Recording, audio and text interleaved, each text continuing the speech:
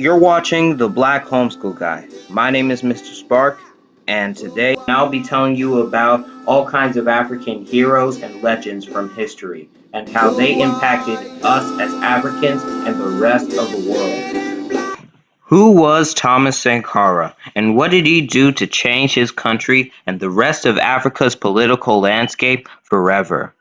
Thomas Sankara was born on December the 21st, 1949, in the country of Upper Volta.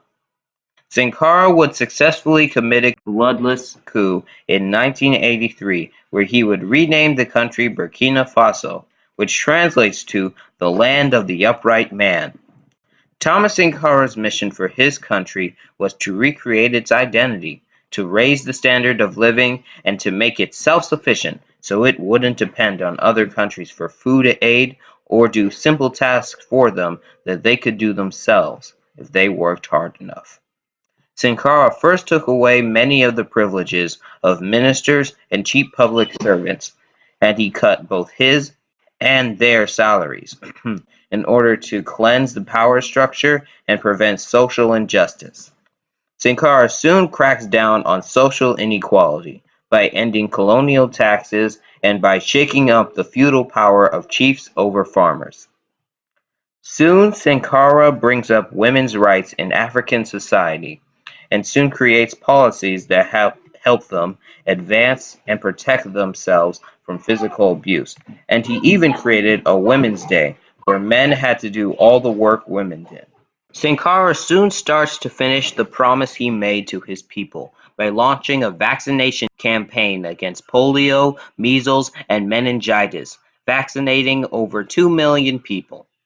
He was congratulated by the World Health Organization for this successful operation. He then starts encouraging his own people to practice a sport at least once a week by playing at sports events in his own country.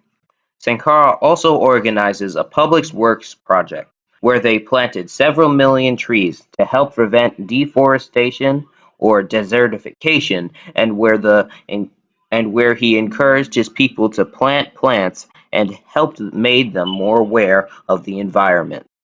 Sankara also launched a public housing project as well as a house reform program in the city, but he knew he couldn't leave behind the countryside, so he created a massive train and roads building project where people worked for not for money but for Sankara's ideals because the government didn't have the money to pay them, but it meant they did it without the aid of foreign businesses.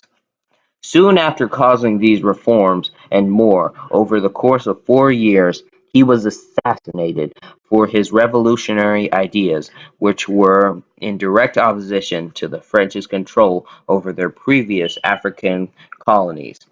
He was then replaced by Blaise Compaoré, who had been his former friend and had helped him gain power. Soon many of Thomas Sankara's Soon many of Thomas Sankara's policies were reversed back to the way they once were, but his ideas didn't die and were immortalized, and were instead seen as a symbol of what Africans can do to change their country and help fellow Africans change Africa as a whole.